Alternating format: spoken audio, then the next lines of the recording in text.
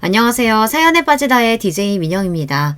오늘 사연자는 참고 견뎌보려던 와중에 결국은 이성의 끈이 빠지지 끊어져 버리고 말았다는데요. 과연 어떤 사연인지 들어보시겠습니다. 오늘도 두 가지 사연 준비되어 있는데요. 끝까지 들어주실 거죠? 그럼 바로 시작할게요. 구독과 좋아요 잊지 말고 꾹 눌러주세요. 안녕하세요. 저는 30대 여자입니다. 저는 결혼한 지 이제 5년 정도 됐고 아직 아이는 없어요. 나이도 나이고 결혼한 지도 꽤 됐으니 주변 사람들에게 지겹도록 듣는 질문 중 하나가 왜 아이가 없냐는 질문이에요. 들을 때마다 아직 생각 없다고, 원래 결혼하기 전부터 남편이랑 아이는 차차 생각해 보기로 했다고 해도 다들 하는 말이 똑같았어요. 아이는 무조건 하나는 있어야 하는 거라고요. 좋게 좋게 웃으며 이야기를 해도 다들 제가 터무니없는 소리를 한다고 생각했어요. 심지어 한 번은 쉬는 날 남편이랑 둘이 마트에 장을 보러 갔는데 돈가스 시식하시는 아주머니랑 아주 잠깐 이야기하는데 저희 부부가 아이 없다는 이야기를 들으시고는 갑자기 제 등까지 때리시면서 왜 애를 안 낳냐고 훈수를 뒀다니까요. 기분이 상한 남편이 아주머니에게 왜 알지도 못하면서 그런 말을 함부로 하느냐고 한마디 하고 나서는 아주머니도 당황하셨는지 대충 웃으며 상황을 넘어가려 하셨지만 남편은 끝까지 사과를 받아내야겠다고 했어요. 아는 사이도 아닌데 사람 등까지 때려가면서 할 이야기는 아니죠. 당장 사과하세요. 아유, 젊은 사람이 까칠하네. 그냥 내 딸 같아서 한마디 한 거 가지고 왜 그래. 사람 무안하게. 남편이랑 아줌마가 티격태격 하는 소리에 주변의 사람들까지 웅성웅성하며 모였습니다. 딸은 무슨, 어떤 엄마가 딸한테 그렇게 말을 해요? 암튼 잘 알지도 못하시면서 아무한테나 선 넘지 마세요. 아셨어요?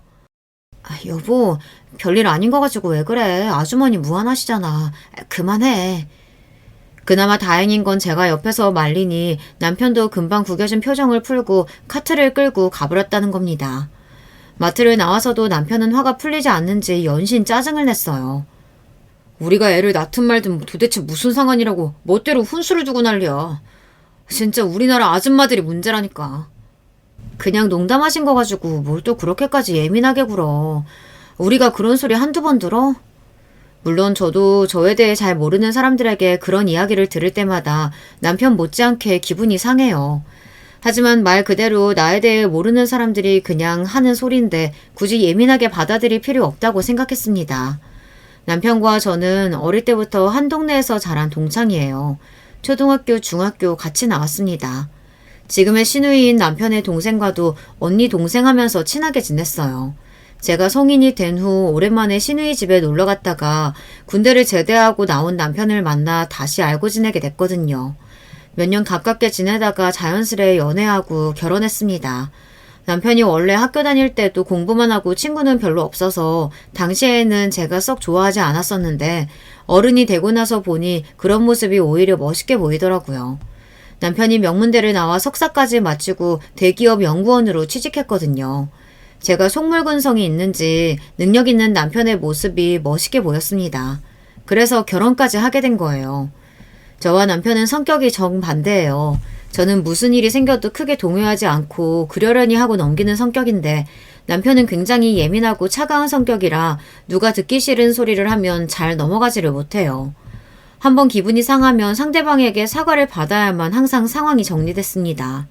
사실 뭐든 대수롭지 않게 넘기고 긍정적인 성격인 저와 달리 항상 철저하고 냉정한 남편의 똑부러지는 모습이 좋아서 결혼한 거예요. 저에게 없는 면이 남편에게 있는 게 어른스럽게 보였거든요. 그런데 나이가 들면 들수록 남편의 그런 점이 저를 힘들게 할 때가 있었어요. 남편은 항상 본인의 생각이 제일 옳다고 생각했습니다. 본인이 납득 안 되는 상황이 생기면 끝까지 걸고 넘어졌어요. 그런 점은 부부싸움을 할 때도 나타났어요. 한 번은 이런 적이 있었습니다. 시어머니께서 제가 한 갈비찜이 먹고 싶다고 하셔서 일이 끝나자마자 고기를 사다 시댁에 갔어요. 시어머니께서 종종 드시고 싶은 게 있으면 저에게 좀 해달라고 연락이 올 때가 있었거든요. 처음엔 저도 일 끝나고 장까지 봐서 시댁에 가기 귀찮았지만 제가 한 음식이 맛있어서 하시는 말씀인데 거절하기 어려웠습니다. 그래서 그날도 기분 좋은 마음으로 시댁에 가서 갈비찜을 해서 퇴근하고 시댁에 온 남편과 함께 저녁을 먹었습니다. 설거지까지 마친 제가 남편이랑 시부모님이 거실에 앉아 이야기를 나누고 계시길래 저는 텔레비전을 봤어요. 마침 뉴스가 하고 있길래 리모컨을 찾았습니다. 저는 평소에 정치에 전혀 관심이 없고 정치 가지고 알가알부하는 사람도 별로 좋아하지 않아요. 그래서 리모컨을 들고 채널을 바꿨습니다. 그런데 갑자기 시어머니가 저에게 버럭하시더라고요. 어머, 나 집중해서 뉴스 보고 있었는데 말도 안 하고 갑자기 채널 돌리면 어떡하니? 죄송해요, 어머님. 제가 정치 뉴스 보는 걸 싫어해서 저도 모르게 채널을 바꿨네요. 다시 틀어놓을게요. 시어머니의 말씀에 저는 황급하게 다시 채널을 바꿨습니다. 너는 애가 어릴 때부터 세상 돌아가는 거엔 영 관심도 없고 맨날 놀러 다니기만 하더니 여전하구나? 사람이 하루에 한 번은 뉴스도 보고 정치인들이 하는 이야기도 들어야 견문이 넓어지는 거야. 아무리 무식해도 명색이 대기업 연구원 남편이랑 사는데 부부끼리 대화가 좀 통하려면 노력을 해야지. 시어머니의 날카로운 말에 저는 순간 말문이 턱하고 막히고 말았습니다. 한두 번 듣는 소리도 아니었지만 매번 들을 때마다 가슴이 따끔거렸어요. 채널 좀 바꾼 거 가지고 뭘 이렇게까지 얘기해요. 은혜 원래 텔레비전은 드라마만 봐요. 복잡하고 어려운 건 딱 질색이라고. 나는 여자들 드라마 보면서 이러쿵저러쿵 떠드는 것만큼 천박해 보이는 거 없더라. 이래서 결혼은 수준 맞는 사람끼리 해야 하는 거라니까. 남편은 나름 제 편을 들겠다고 했지만 저에게 전혀 도움이 되지 않았습니다. 오히려 더 마음만 다칠 뿐이었어요. 또 어머니, 그만 좀 하세요. 부부 사이에 수준이라고 할 게 뭐가 있다고 며느리한테 그런 소리래요. 제 표정이 시무룩해지자 남편이 애써 시어머니에게 화를 냈지만 이미 다친 제 마음은 전혀 괜찮아지지 않았습니다. 그런데 그날 집에 돌아오는 길에 남편이 시댁에서의 일이 답답했는지 저에게 화를 냈어요. 너는 자존심도 없냐? 엄마가 무식하네 어쩌네 하면서 나랑 수준이 안 맞는다고 하는데 그런 소리 듣고도 멍청하게 왜 가만히 있어? 남편 나름대로 속상해서 하는 소리라는 걸 알지만 저도 속상했습니다. 하루 종일 가게에서 서서 일하고도 집에 못 가고 시댁에 가서 밥상 차리고 설거지까지 다 했는데도 시어머니에게 그런 소리를 들었으니 화가 나고 아직도 가슴이 뛰고 얼굴이 뜨겁게 익어 있었습니다.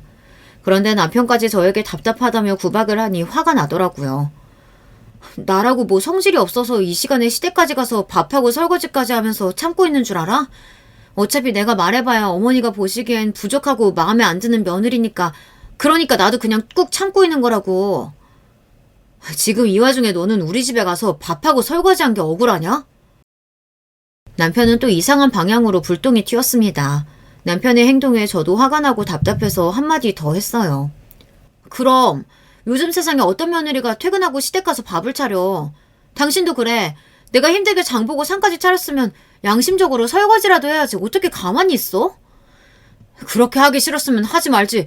왜 자기 마음대로 다 하고 나서 괜히 가만히 있는 사람한테 생색이야. 당신이 가만히 있었어? 지금도 나한테 뭐라고 하고 있잖아. 매일 며느리 구박 못해서 안달인 시어머니가 잘못이지. 앞에서 말 못하고 가만히 있었던 내가 잘못이야? 그러니까 잘못한 것도 없으면서 맨날 꿀먹은 벙어리처럼 당하고 있지 말고 말을 하라고. 남편은 항상 이런 식이었습니다. 본인이야 하고 싶은 것만 하고 살고 하기 싫은 건 안 하면서 살아서 모르는 거죠. 제가 시댁에서 할 말 다 하고 하기 싫은 건 안 하고 살 수 없는 사람이라는 걸 전혀 모르고 있었습니다. 사실 결혼해서 지금까지 이런 일이 한두 번이 아니었어요.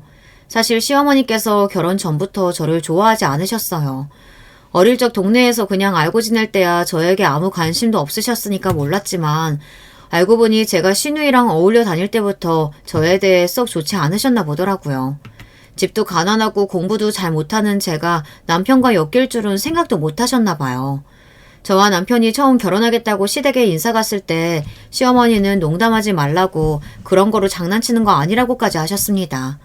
대놓고 결혼은 절대 안 된다고 하신 건 아니었지만 시누이 말로는 시어머니께서 제가 인사를 드리고 돌아가고 나서 남편에게 정말 저와 결혼하려고 하는 게 맞느냐고 몇 번이나 물으셨다고 하더라고요. 아무리 어렸을 때부터 친구라도 사람이 어느 정도 수준이라는 게 맞아야지. 동네에서 생선이나 파는 집 딸내미랑 네가 어울리기나 해? 우리 집도 지금이야 아버지가 잘 풀려서 사장님 소리 듣는 거지. 어릴 때야 시장에서 장사한 거 똑같은데 무슨 그런 소리래. 부부가 수준 맞을 필요가 뭐가 있어. 서로 좋아하면 되는 거지. 실제로 시어머니와 남편이 대운 대화를 시누이에게 듣고 나서 저는 한동안 마음이 쓰여 남편에게 연락을 못할 정도였어요. 혹시나 시어머니의 말을 듣고 고민하다 저와 결혼을 못하겠다고 할까 봐서요. 어릴 때 시부모님이랑 친정부모님은 같은 시장에서 장사를 하셨어요. 저희 친정부모님은 생선 가게를 하셨고 시부모님은 냉면을 하셨어요. 그런데 시부모님이 냉면집을 하시던 건물 주변으로 재건축이 대대적으로 되면서 시아버지께서 제대로 알박기를 해놓으셨다가 남들보다 돈을 3배 넘게 받아 나오셨어요. 그 돈으로 근처 상가를 샀는데 재건축이 되면서 자연스레 같이 주변 부동산이 배로 뛰어서 갑자기 40억대 건물주가 된 거예요. 그런 거 보면 참 사람 인생이란 모르는 것 같아요. 어릴 때만 해도 같은 시장 골목에서 매일 뛰놀며 부모님끼리도 친하고 했었는데 재건축 이후로 저희 친정은 생선 장사에서 건어물 장사로 바뀌기만 했을 뿐 여전히 시장에서 장사하시고 시부모님은 건물주가 됐으니까요. 아무리 상황이 변했다고 해도 시어머니가 좀 얄미운 게 대놓고 저희 집안을 무시했어요. 제가 이제는 건어물 장사를 하신다고 몇 번을 이야기했는데도 시어머니는 자꾸만 저를 부를 때마다 생선집 딸내미라고 말했습니다. 거기다가 다 지난 일이긴 하지만 아직도 서러운 게 상견례 날 오랜만에 만난 저희 친정 부모님 앞에서 결혼식 날 굳이 뭐하러 사람들을 다 부르냐고 가까운 친지만 모아서 하자고도 하셨습니다. 남들한테 뭐 내세울 만한 결혼이라고 다 불러서 밥까지 먹여. 그냥 우리끼리 모여서 조촐하게 해요. 시어머니와 그냥 하신 이야기인진 몰라도 삽시간에 상견례 분위기는 엉망이 됐습니다. 특히나 전부터 저를 탐탁치 않게 여기시던 시어머니를 얄밉게 생각했던 친정엄마는 참지 못하고 욱하셨죠. 애들 둘이 좋아서 하는 결혼인데 내세우고 말 게 어딨어. 나는 자식이라고 딸 하나라 이 사람 저 사람 다 초대해서 성대하게 할 거야. 준석이 엄마나 조촐하게 불러서 해. 아이고 은혜 어머니도 알잖아요. 이 사람이 우리 준석이 애지중지 키운 거. 갑자기 장가 간다고니까 아쉬워서 그러는 거니 좀 이해 좀 해줘요. 그래 우리가 뭐 남인가? 어릴 때부터 한 동네 살면서 식구처럼 지내다가 이제 진짜 한 식구 되는 건데 서로 이해할 건 이해해야지. 싸늘한 상견례 분위기에 시아버지와 친정아버지가 나서서 분위기를 풀어보려고 했지만 이미 감정이 상할 대로 상한 친정엄마는 마음을 풀려고 하지 않았습니다. 세상에 자식 안기한 사람이 어딨어. 난 아무리 봐도 우리 은혜가 훨씬 더 아깝구만. 아이고 제대로 된 직장도 못 구해서 부모 따라 냄새나는 생선 파는 게 뭐가 잘 큰 거라고. 아깝기는 아깝대. 우리 아들 같은 신랑 잡았으면 땡 잡은 거지. 친정엄마도 엄마였지만 시어머니도 시어머니였죠. 한마디도 그냥 넘어가지 않고 서로 끝까지 꼬투리를 잡았습니다. 우리 가게 건어물 장사로 바꾼 지가 언젠데 아직도 냄새나는 생선이래. 결국은 폭발한 엄마가 자리에서 벌떡 일어나면서까지 소리를 질렀습니다. 그러자 시어머니도 마찬가지로 자리에서 벌떡 일어나 삿대질을 했어요. 건어물이랑 생선이랑 다를 게 뭐래? 냄새나고 구질구질한 건 똑같지. 여보, 사돈 되실 분들한테 뭐 하는 짓이야? 그만해. 그래, 너 나랑 한번 해보자는 거지? 애들 결혼이고 뭐고 오늘 너 죽고 나 죽자. 너 이리 나와. 아무리 그래도 상견례 자리인데 이러다간 정말 큰일 날 것 같아 저와 아버지는 어머니를 따라 일어나 양쪽에서 어머니를 잡았습니다. 그런 와중에 이런 사달을 만든 시어머니는 오히려 더 씩씩거렸습니다. 그때였습니다. 그 난리가 나도 가만히 있던 남편이 자리에서 의자를 뒤로 밀고 일어났습니다. 그러더니 하는 말이 기가 막혔어요. 제 상견례 자리가 이렇게 될 거라고는 상상도 못했는데 두 분 다 정말 너무하시네요. 자식들 앞에서 이런 꼴까지 보이셔야겠어요? 앞으로 결혼식이든 뭐든 저희 둘이 알아서 할 테니까 양가 부모님께서는 저희 결혼에 일절 신경 쓰지 마세요. 남편은 미간을 잔뜩 구긴 채 그대로 식당을 나가버렸습니다. 저는 놀라서 그 뒤를 따라 나갔어요. 그리고 남편의 차에 따라 탔습니다. 그러고는 하는 말이 놀라웠어요. 우리 엄마 저러는 게 어디 한두 번이야. 그냥 그러려니 옮기실 수도 있지. 장모님도 꼭 저렇게 똑같이 구셔야겠어.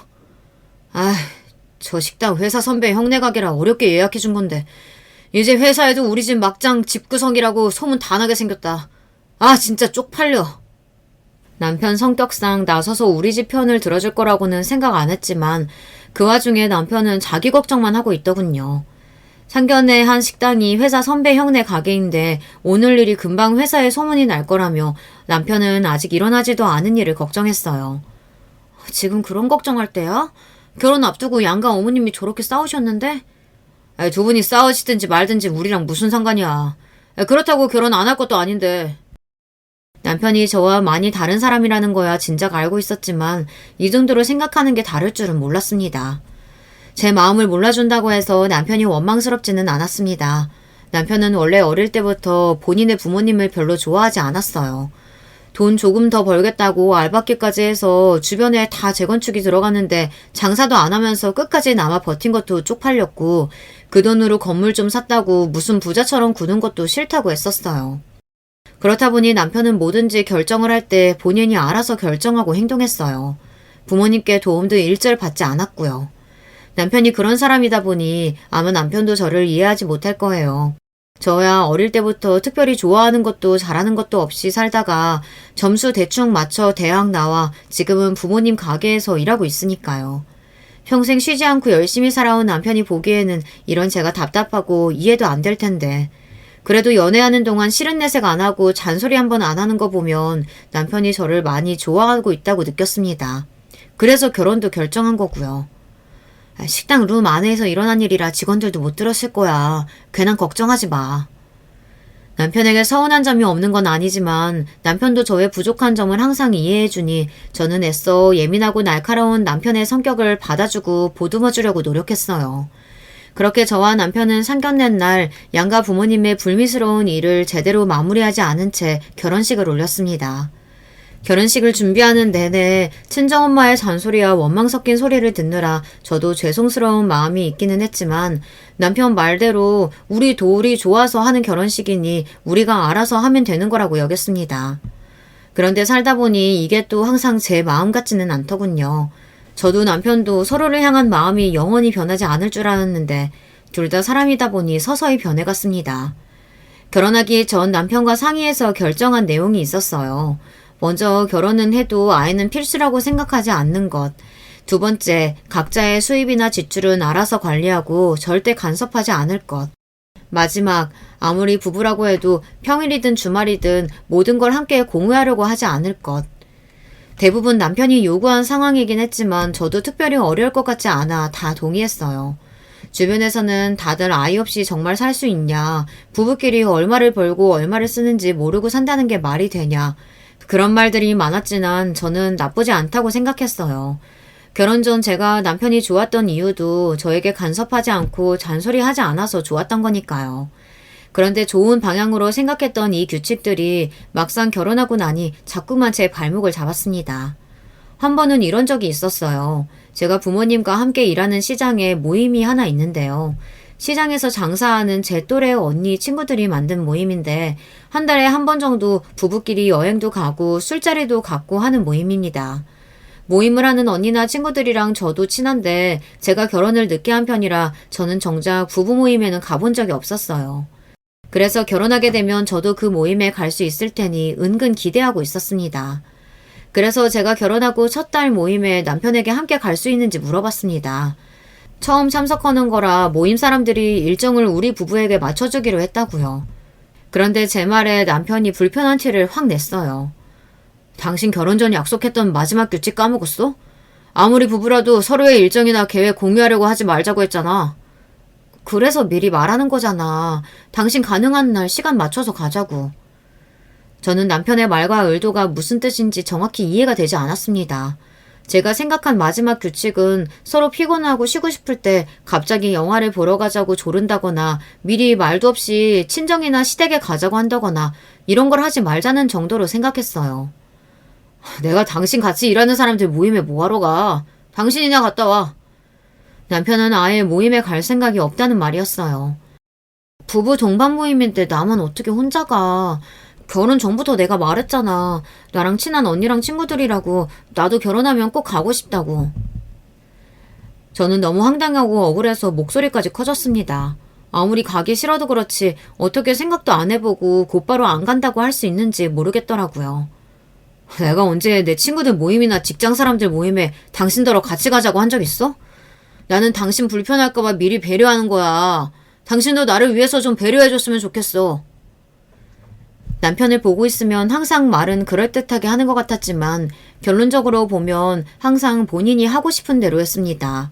제가 원하거나 제 생각은 별로 중요하지 않은 것 같았어요. 나는 당신 친구들 모임이나 직장 사람들 하는 모임에 가도 상관없어. 하나도 안 불편해. 부부싸움이라는 게 서로 말이 안 통하다 보니 결국은 목소리가 커지더군요. 다툴 때 감정만 앞세우고 소리 지르는 걸 제일 싫어하는 남편에게 그 모습을 보이고 말았습니다. 이래서 딸은 친정엄마랑 닮는다는 말이 있는 건가?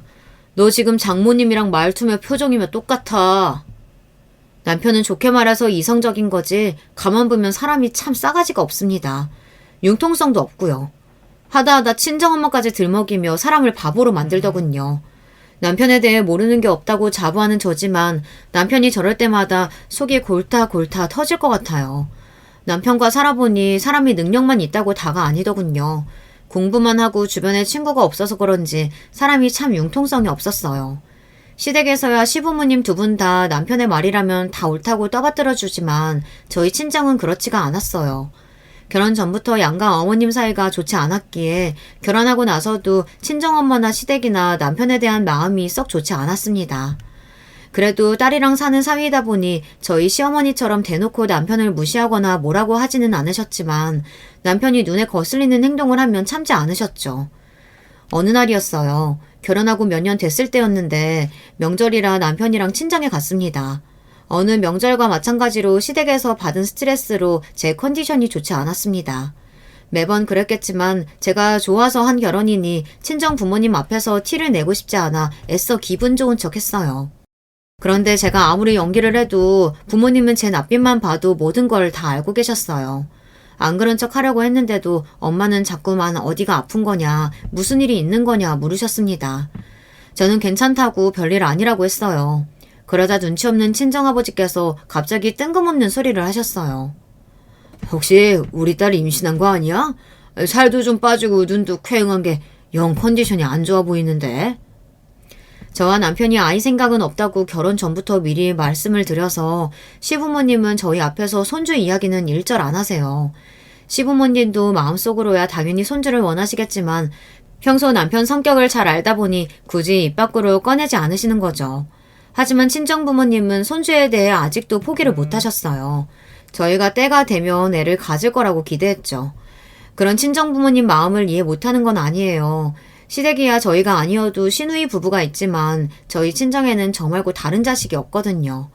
그렇다 보니 손주를 원하시는 게 당연했어요. 저는 그런 부모님의 마음을 알다 보니 아버지께서 그렇게 말씀하셔도 그냥 웃어넘겼습니다. 임신은 무슨, 그냥 좀 피곤해서 그래요. 오늘 푹 자고 나면 괜찮을 거야. 저는 애써 좋게 넘기려고 하는데도 그럴 때마다 남편은 굳이 정색하고 꼭 똑같은 말을 또 하고 또 하고 했어요. 장인어른, 저번에도 말씀드렸다시피 저랑 은혜는 아직 아이 생각이 없어요. 그러니까 행여 농담으로라도 그렇게 말씀 안 하셨으면 좋겠습니다. 사람이 융통성이 없어도 저렇게 없을 수가 있을까요?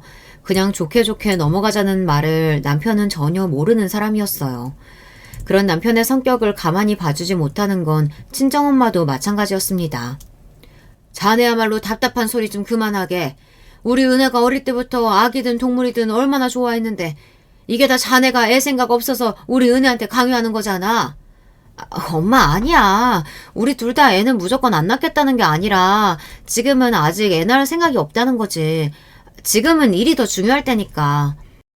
역시나 항상 수습하는 건 저의 몫이었습니다. 친정어머니의 말에도 남편은 불만이 가득한 얼굴로 입을 꾹 다물고 있었어요. 아이고, 맨날 건물주라고 돈 자랑질 해대면서 뭘 얼마나 벌어서 쌓아주려고 애까지 미루고 일을 한대? 남편은 남편이지만 친정어머니도 어머니입니다. 안 그래도 시댁에서 이래저래 고생하고 온 딸 마음 편하게 쉬지도 못하게 하셨어요. 그때였습니다. 제가 한마디 더 하려던 찰나 남편이 참지 못하고 또 나섰어요. 장인 장모님 세대나 결혼하면 아이가 의무였지 저희 세대는 전혀 그렇지가 않아요.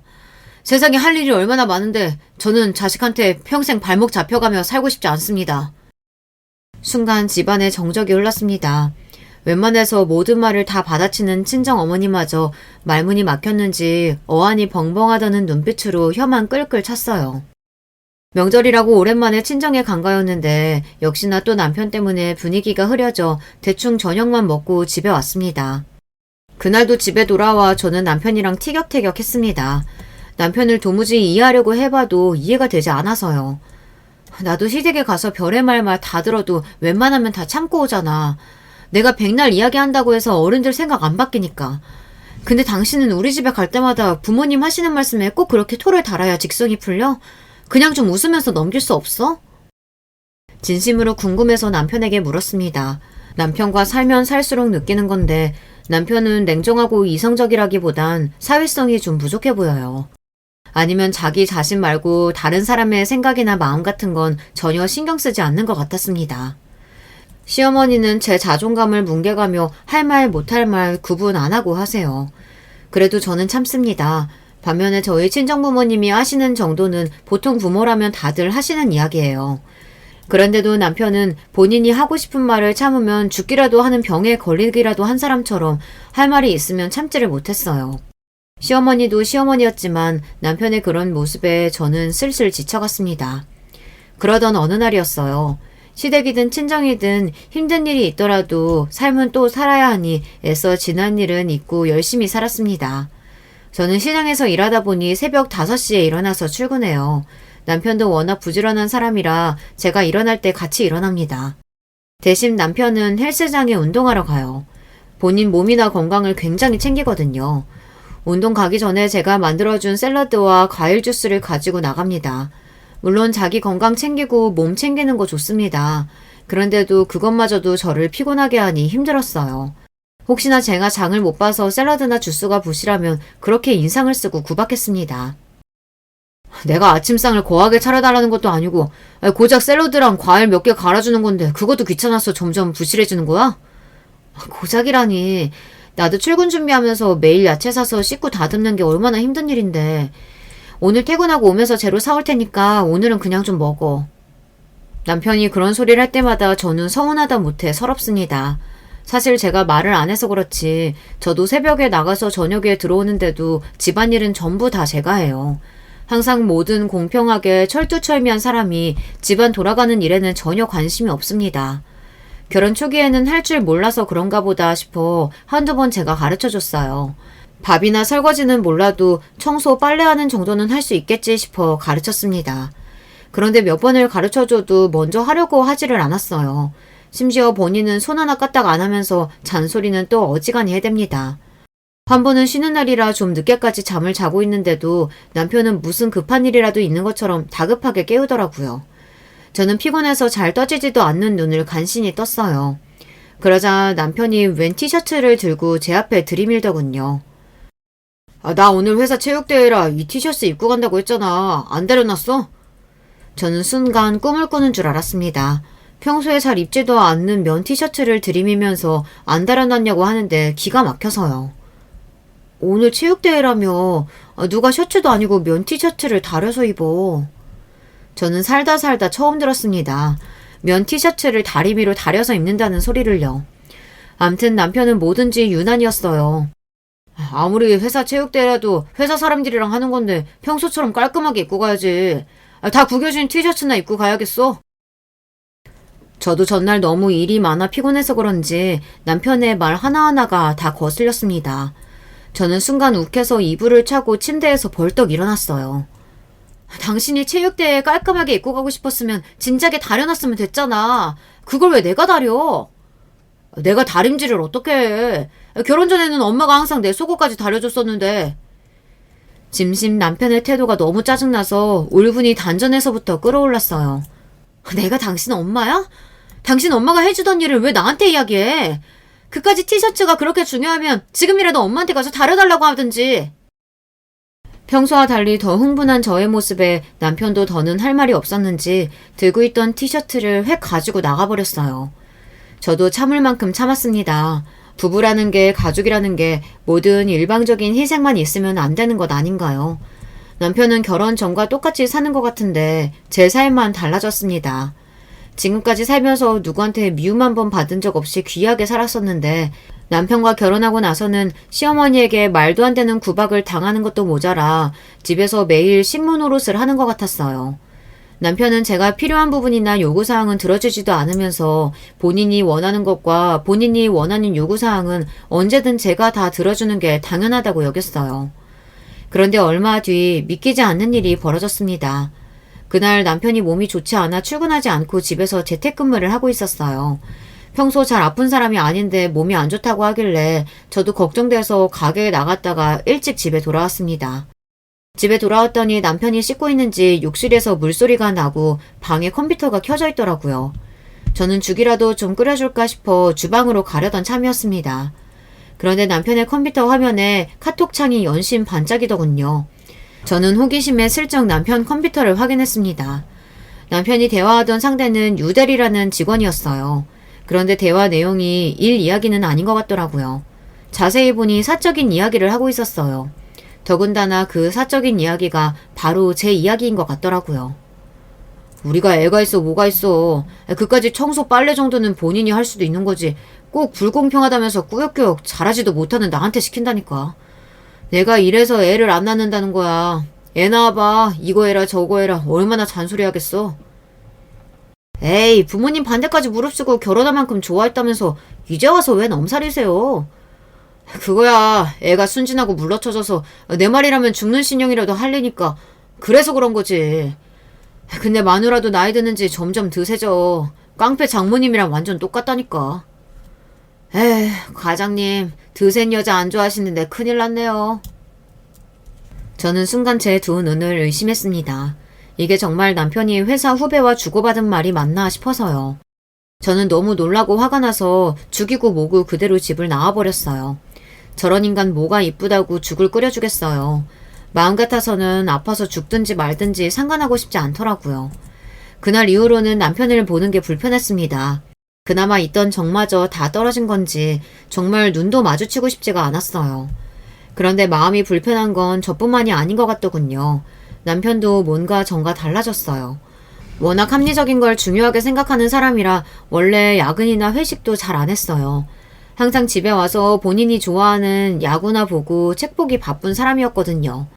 그런데 최근에 자꾸만 회사 일이 바쁘다면서 야근도 많아지고 회사 동료들과 저녁을 먹는 일도 잦아졌습니다. 남편이 밉고 꼴보기 싫어도 이건 다른 문제였어요. 자꾸만 남편에게서 마음에 걸리는 것들이 생기기 시작했습니다. 원래 야근하는 것도 싫어하고 회사 사람들이랑 밖에서 만나는 것도 싫어하는 사람이 요즘은 웬일이래? 나도 이제 과장인데 팀원들이랑 잘 지내고 후배들도 좀 챙겨야지. 같은 팀에 일하는 대리가 취미도 비슷하고 성격도 비슷해서 잘 맞아. 그 친구랑 앞으로 주말에 종종 야구도 보러 가기로 했으니까 그런 줄 알아. 얼마 전 제가 남편 컴퓨터에서 대화 내용을 보았던 유대리라는 사람을 말하는 것 같더라고요. 최근에 다른 회사에서 남편네 회사로 왔는데 종종 그 직원이랑 저녁도 먹고 야근도 하는 것 같았어요. 남편이 원래 누구 칭찬하는 사람이 아닌데 본인이랑 소울메이트처럼 비슷한 게 많은 친구라고 이야기하더라고요. 저는 그러려니 했습니다. 안 그래도 요즘 집에 둘이 붙어 있으면 자꾸 싸우는데 남편도 취미가 있어서 밖에서 사람들도 만나고 즐겁게 보내다 오면 저에게도 더 낫겠다 생각했어요. 그런데 그게 좀 과했어요. 남편은 마치 딴 데 정신이 팔린 사람처럼 가정에는 조금도 관심이 없었습니다. 전에도 집안일에 관심이 있거나 살가운 사람은 아니었지만 그래도 우리가 심적으로 부부라는 유대감도 있었고 주말이면 가끔 영화도 보러 가고 데이트도 하면서 지냈었는데 최근 몇 개월 동안은 전혀 그런 교감이 없었습니다. 남편은 항상 바빴고 저 혼자 집에 남겨지는 일이 많아졌어요. 점점 이런 생활이 자연스러워지니 저도 우울해지더군요. 그리고 오만 가지 생각이 다 들었어요. 어쩌면 이게 바로 주변 사람들이 말하던 자식이 없어서 생기는 부부간의 문제인가 싶기도 하더라고요. 한번 그렇게 생각이 들고 나니 저는 자꾸만 아이를 낳고 싶다는 생각이 들었습니다. 그래서 은근슬쩍 남편에게 아이 이야기를 꺼냈어요. 여전히 아이 낳고 싶은 생각이 없냐고요. 그러자 남편은 기다렸다는 듯 전혀 없다고 대답했습니다. 저는 더 이야기해봐야 남편과 괜히 다투게 될 것 같아 말을 아꼈습니다. 그러고는 며칠 뒤 시댁에 일이 있어서 갔을 때 시부모님께 넌지시 이야기를 했어요. 손주 보고 싶은 생각 없으시냐는 투로요. 제 말에 시아버지는 좋아하셨지만 시어머니는 반응이 달랐습니다. 너희 나이가 벌써 30대 후반인데 지금 나와서 애를 언제 키우니? 괜히 뒤늦게 고생하지 말고 그냥 각자 즐기면서 살아. 에이, 그래도 애는 하나 있으면 좋지 왜. 세아가 너는 아이 갖고 싶은데 준석이 이 자식이 안 낳겠대? 저는 이제 좀 생각이 나는데 준석 씨는 아직인 것 같아요. 저는 시부모님이라도 좀 제 편이 되어주셨으면 해서 이야기했습니다. 역시나 시아버지는 제 말에 긍정적으로 생각하셨어요. 그런데 시어머니는 제 말이 끝나기 무섭게 미간을 구기셨습니다. 얼씨구, 왜? 혹시 너희 부부 사이에 무슨 일 생겼니? 그래서 뜬금없이 애라도 가지겠다고 그러는 거야? 시어머니는 생각지도 못한 소리를 하셨어요. 제 속을 다 꿰뚫어 보기라도 하시는 것처럼 저와 남편 사이를 물으셨습니다. 저는 애써 아니라고 더 늦기 전에 낳고 싶은 것 뿐이라고 했습니다. 제 말에도 시어머니는 못 믿겠다는 듯 의미심장한 눈빛으로 연신 저를 쳐다봤어요. 저는 괜한 말을 했다 싶었습니다. 그로부터 얼마 뒤 시아버지의 칠순잔치 날이 됐어요. 그 자리에서 믿기지 않는 충격적인 일이 있었습니다. 저는 미리 준비한 한복까지 입고 잔치에 온 손님들에게 인사하려고 연회장 입구에 서 있었는데 시어머니께서 저를 본 척도 안 하시더니 친정 부모님을 연회장에 못 들어가게 막았다는 겁니다. 어머, 어디서 썩은 생선 냄새가 나나 했더니만 여기서 나는 냄새였네. 여기가 어디라고 왔어요? 당장 나가요. 이 옆에 나가 미쳤나. 바깥 사돈 칠순이라길래 가게 문 닫고 왔더니만 지금 뭐 하는 거야? 사돈은 무슨 사돈? 우리가 왜 사돈이야? 저는 말도 안 되는 이 상황에 너무 기가 차서 말도 나오지 않았습니다. 들으시는 분들도 기가 막히시죠? 이게 다 어떻게 된 일이냐면요. 얼마 전 남편이 저에게 이혼하자고 하기는 했습니다. 뜬금없이 술에 잔뜩 취해서 들어와서는 저를 깨우더니 한다는 말이 이혼해달라고 하더군요. 남편에게 여자가 생겼대요. 남편이 바람을 피웠다는 말도 기가 막혀 죽겠는데 글쎄 이 인간이 그 상간녀를 사랑한답니다. 내가 살면서 이렇게까지 사랑하는 여자 만날 거라고는 생각도 못 해봤어. 그러니까 제발 좀 이혼해줘. 내 남은 인생은 그 여자랑 살고 싶어. 저는 남편 하는 짓에 웃음만 나왔습니다. 너무 가소로워서요. 아주 혼자 드라마를 찍고 있네. 이혼하더라도 내가 원할 때 할 거니까 그런 줄 알고 입 닥치고 잠이나 자. 에이, 여자가 말하는 것 좀 봐. 이렇게 드세고 무식하니까 내가 정이 떨어졌지. 당신 내 성격 알지? 나는 한 번 정 떨어진 사람이랑은 하루도 못 사니까 당장 헤어져. 그날부터 남편은 저만 보면 이혼해달라고 사정사정을 했어요. 하지만 저는 들은 척도 안 했습니다. 사실 남편이 시아버지 칠순잔치 때도 오지 말라고 했지만 저는 들은 척도 안 했어요. 지난 5년간 제가 이 집 며느리이자 남편의 아내로 살았는데 제가 못 올 이유가 없다고 생각했거든요. 그때였습니다. 믿기지 않는 일이 벌어졌어요. 시어머니께서 친정부모님을 문전박대한 것도 모자라 잘 차려입은 웬 여자 손님을 데려다가 입구에 세워놓고 손님들에게 며느리라고 소개하고 있었어요. 아, 여기까지 와주셔서 감사해요. 네, 맞아요. 이쪽이 저희 며느리예요. 아들이랑 같이 대우기업 다녀요. 얼굴도 예쁘죠? 저는 기가 막히고 코가 막혔습니다. 멀쩡히 이 집 며느리인 제가 여기 있는데 다른 년을 며느리라고 소개하더라고요. 치사한 남편과 시어머니가 무슨 짓을 꾸밀지 생각 못했던 건 아니지만 이렇게까지 할 줄은 몰랐습니다. 알고 보니 남편이 저와 헤어지고 새로 만난 상간녀와 재혼하겠다고 벌써 시부모님께 인사까지 했나 보더라고요. 시어머니야 저보다 학벌도 좋고 직업도 좋은 상간녀를 마다할 이유가 없었는지 바로 허락했답니다. 그러니까 결국 현재 시어머니와 남편의 걸림돌은 저 하나였던 거예요. 빨리 저를 정리해야 남편이 원하는 대로 살 수 있으니까요. 그쯤 되니 저도 간신히 붙잡고 있던 이성의 끈이 빠지지 끊어지더군요. 저는 우렁찬 목소리로 소리를 냅다 질렀습니다. 이 늙은 여은년아, 내가 만만해 보이니? 내가 너희 두 모자 가만히 둘 줄 알아? 제 목소리에 호텔 연회장 로비가 쩌렁쩌렁 울렸어요. 그러자 주변에 있던 손님들이 웅성웅성 수군거렸습니다. 이 옆에 내가 미쳐도 단단히 미쳤네. 무식하게 사람들 앞에서 지금 뭐 하는 거야? 미친 건 너지, 인간아. 너야말로 쪽팔리는 줄 모르고 지금 뭐 하는 거야? 나 아직 너랑 이혼 안 했어. 법적으로 너랑 내가 부부라고. 근데 감히 저런 천박한 상간녀들을 내 자리에 데려다 놓고 소개해? 얼씨구, 얘, 말은 똑바로 해야지. 우리 유진이가 어디를 봐서 천박하니? 네가 무식해서 뭘 모르나 본데 우리나라에 간통죄가 없어진 지가 언젠데 상간녀는 상간녀야. 너랑 우리 준석이 솔직히 식만 올렸지 애도 없고 남보다 못하게 살았잖아. 우리 아들이 이제야 정신 차려서 제대로 된 여자랑 좀 살겠다는데 방해 좀 그만하고 알아서 좀 떨어져. 내가 위자료는 알아서 두둑히 챙겨줄게. 시어머니는 이제 아예 체면은 다 갖다 버리셨는지 막 나갔습니다. 저한테는 매일 생선집 딸내미라고 부르더니만 이제 만난 지 얼마 되지도 않은 상간년원을 우리 유진이라고 불렀어요. 저는 시아버지 칠순잔치나 다 끝나고 터뜨릴까 했는데 더는 참을 수가 없었습니다. 아, 네. 우리 어머님 상간녀가 굉장히 마음에 드시나 본데 어디 이 사실을 알고도 그 입에서 우리 유진이 소리가 나오는지 좀 볼까요? 저는 가방에서 꺼낸 서류 봉투를 시어머니의 가슴에 던져줬습니다. 제 행동에 남편은 놀라 저에게 다가와 지금 뭐 하는 거냐고 눈을 동그랗게 떴어요. 뭐긴 뭐야. 멍청한 네가 사랑했던 그 여자의 실체지. 내가 우리 유진이에 대해 모르는 게 뭐가 있다고 실체는 실체야. 괜한 짓 하지 말고 그만 돌아가. 정색한 남편이 이제 그만하라며 저를 연회장에서 쫓아내려고 했습니다. 그때였어요. 제가 건넨 서류를 확인한 시어머니가 깍 소리를 질렀어요. 이게 다 뭐야? 너 이유진, 너 이게 사실이야? 애가 셋이나 있다는 게 사실이냐고! 시어머니의 소스라치는 목소리에 순간 그 자리에 있던 사람들 모두가 놀라 쑥덕거렸습니다. 그랬습니다. 저는 진작 남편과 상간녀의 외도 사실을 알고 상간녀의 뒷조사를 좀 했습니다. 외도 사실을 어떻게 알았냐고요? 세상 일이라는 게 참 모르는 거더라고요. 알고 보니 유대리라는 사람이 남자가 아니고 여자였더라고요. 저는 남편이 유대리에 대해 자주 이야기하길래 당연히 남자라고 생각했어요. 제가 유대리가 여자라는 사실을 어떻게 알게 된 줄 아세요? 그날은 주말이었습니다. 남편이 유대리와 야구를 보러 간다고 나간 날이었어요. 오랜만에 자유를 얻은 저도 집에서 빈둥거리며 누워 있었습니다.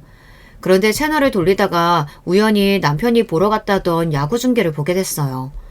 저야 야구의 야자도 잘 모르지만 남편이 응원하는 팀이 잘 못한다는 건 익히 들어 알고 있었어요.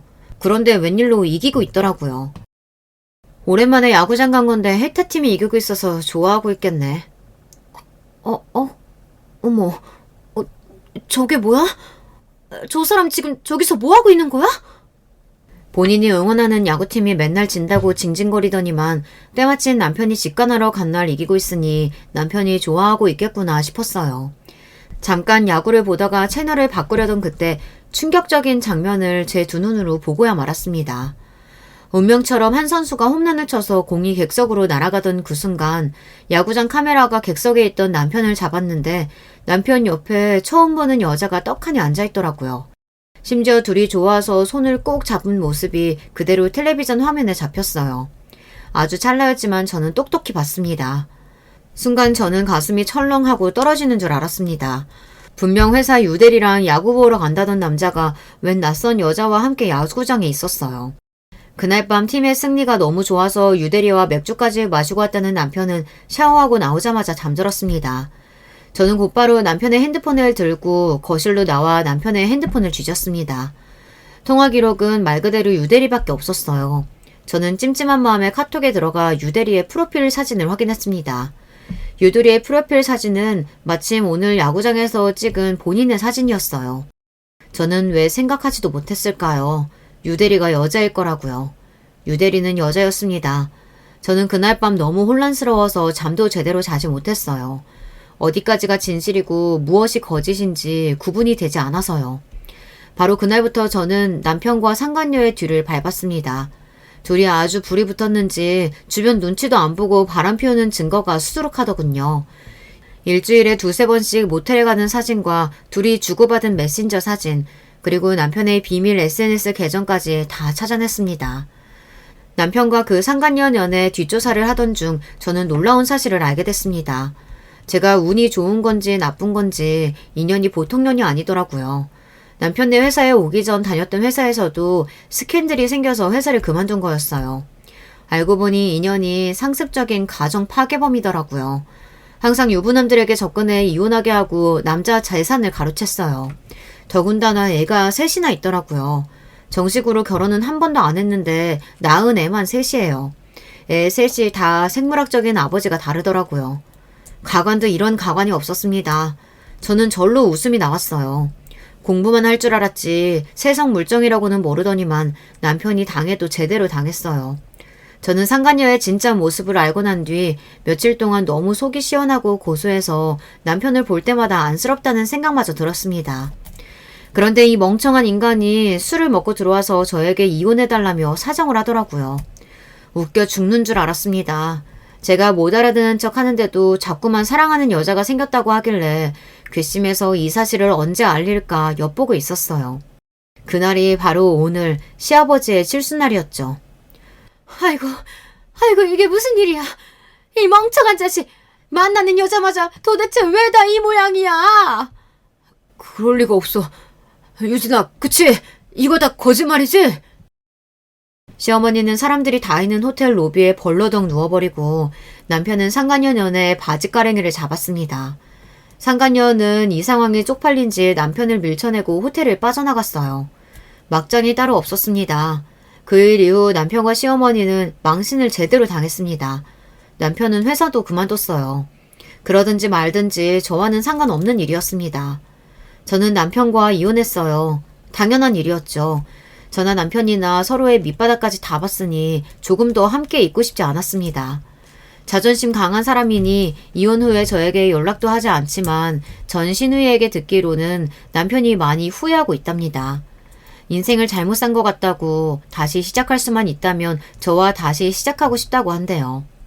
저는 그 말을 듣는 순간 온몸에 소름이 돋았어요. 남편이란 인간이 너무 싫어서요. 더는 연민조차 남아있지 않았습니다. 제 5년의 결혼 생활은 그렇게 막을 내렸습니다. 5년이라는 시간이 길다면 길고 짧다면 짧지만 저에게는 너무나 많은 걸 깨닫게 해줬어요. 이제 이혼역이긴 하지만 아직 앞날이 창창한 저에게 응원의 댓글 많이 남겨주세요. 끝까지 저의 이야기 들어주셔서 감사합니다. 여러분의 가정에는 행복한 일들만 항상 가득하시길 바랄게요. 안녕하세요. 저는 35이 된 주부입니다. 저는 의사 남편과 의사 시아버지가 있는 겉으로 보기엔 너무나 부러울 것 없는 결혼 생활을 하고 있었다고 모두들 부러워했던 여자입니다. 그런데 정작 저는 8년간의 결혼 생활이 정말 지옥과 같았습니다. 저의 이 기막힌 이야기 들어보실래요? 저는 어렸을 때 열이 심하게 나서 피부병이 올라와 아토피로 발전을 했었습니다. 그래서 저희 부모님은 저를 정말 살얼음판을 걷는 심정으로 키우셨다고 합니다. 하도 알러지가 심해서 먹어도 되는 음식보다 먹으면 안 되는 것들이 더 많을 정도였는데요.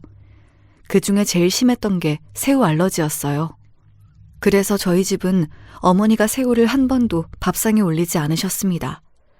김치에도 새우젓을 절대 넣지 않으셨고요.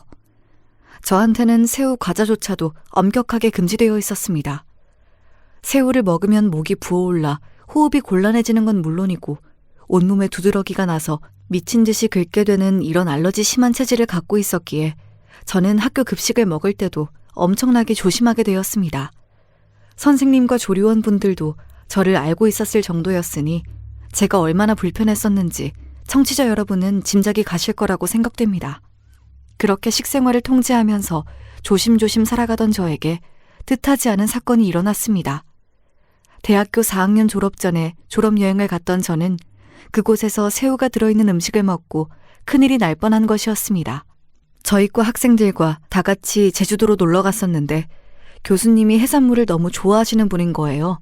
그래서 제주도에 아는 단골 맛집이 있다면서 데리고 갔던 곳이 하필이면 해산물 전문 식당이었던 거였습니다. 저는 해산물 중 새우만 조심하면 된다고 생각해서 식당 직원에게 새우가 안 들어간 음식을 달라고 주문했습니다. 과 친구들 중에서도 제 새우 알러지 증상을 잘 알고 있는 친한 몇 명의 친구들이 있어 저에게 새우 조심하라고 하면서 반찬으로 나온 돼지고기나 해산물이 안 들어간 음식들만 제 앞에 놓아주었습니다. 여기, 너는 새우 먹으면 안 되지? 돈가스랑 밥 먹어. 김치도 있고. 김이랑 메추리알 같은 거랑 먹어야겠다. 내일은 교수님께 얘기해서 해산물 전문 식당 가지 말자. 제 베스트 프렌드였던 친구가 저를 배려해서 최대한 해산물을 피해서 저에게 반찬들을 권하며 제 앞에 놓아주었습니다. 그 친구에게 고마워하면서 밥을 먹고 있는데 그 해산물 좋아하신다는 교수님이 제 옆으로 다가오시더니 이렇게 말씀하시는 게 아니겠어요? 아니, 자네는 왜 해신탕은 안 먹고 이렇게 맛없는 반찬들만 놓고 밥을 먹고 있나? 얼마나 맛있는데 해신탕이. 요즘 젊은 세대들은 해산물을 싫어해서 큰일이야. 해산물을 많이 먹어야 머리가 좋아지는 것도 모르고 말이야. 아, 교수님, 제가 새우에 알러지 반응이 있어서 못 먹어요. 에이, 거짓말 하지 마라. 새우가 얼마나 맛있는 건데 그걸 못 먹나? 거짓말이지? 껍질 까기 싫으면 내가 깐 걸로 줄게. 한 번만 먹어봐. 얼마나 맛있다고. 다들 껍질 벗기기 귀찮아서 새우 안 먹는 거더라고. 알러지 있다고 핑계대고 말이야. 아, 교수님, 저 진짜 새우 알러지 있어요. 엄청 심각해서 그래요. 죄송하지만 먹으면 안 됩니다. 참, 변명도 가지가지네. 지도 교수가 주는데 안 먹을 거야? 자네, 졸업을 하기가 싫은 건가? 감히 지도 교수 말에 토를 달다니 어서 먹어보라고. 그 교수님은 굉장히 젊은 편이었는데도 꼰대라고 악명이 높았던 교수님이었어요. 놀란 저는 입을 확 닫았지만 새우가 든 교수님의 숟가락이 제 입안에 들어오고 말았습니다. 그렇게 새우가 들어오자마자 피부에 오돌토돌한 것들이 막 올라오면서 저는 거품을 물고 쓰러져 버리고 말았습니다. 제 친구들도 기절할 듯이 놀라서 119 응급차를 불렀고 저는 그 길로 제주대학교 병원의 응급실에 실려가게 되었습니다. 제가 정신을 잃었고 응급실에서 깨어나 보니 친구들이 걱정스럽게 쳐다보고 있더라고요. 그리고 그 옆에서 저의 링거줄을 조절해주는 의사 선생님이 계시더군요. 저는 그 레지던트에게 첫눈에 반했습니다. 응급차를 불러준 저의 베스트 프렌드도 물론 고마웠지만 저를 세심하게 케어해주는 그 의사가 그렇게 믿음직스러울 수가 없었습니다. 슬쩍 명찰을 보니 그 의사의 이름은 양영수였고 저는 얼른 머릿속에 그 의사의 이름을 저장해 두었다가 퇴원하기 전에 만나서 감사의 인사를 했습니다. 그리고 그에게 제 휴대폰 번호를 알려주었습니다. 양영수 선생님, 정말 감사합니다. 저는 서울에 사는 진이라고 해요. 제 목숨 살려주신 건 너무 감사해서 그런데 제가 한번 밥 살게요. 연락주세요. 아, 제가 할 일을 했을 뿐인데요. 보답은 필요 없습니다. 제가 집이 서울에 있는데 본가 갈 때 한번 연락드릴게요. 건강 조심하시고요. 그렇게 한번 만날 기회를 잡아서 저는 형수 씨를 만났고 한 번, 두 번 만나다 보니 형수 씨도 저에게 관심을 갖게 되어 대학을 졸업하고 나서는 그 사람과 본격적으로 사귀기 시작했습니다. 그 사람이 지금의 남편이고요. 남편은 시아버지가 의사여서 본인도 고민 없이 의대의 길을 선택했고 집안의 장손으로서 해야 할 일을 했다고 생각하는 정말 조선시대 선비 같은 사람이었습니다.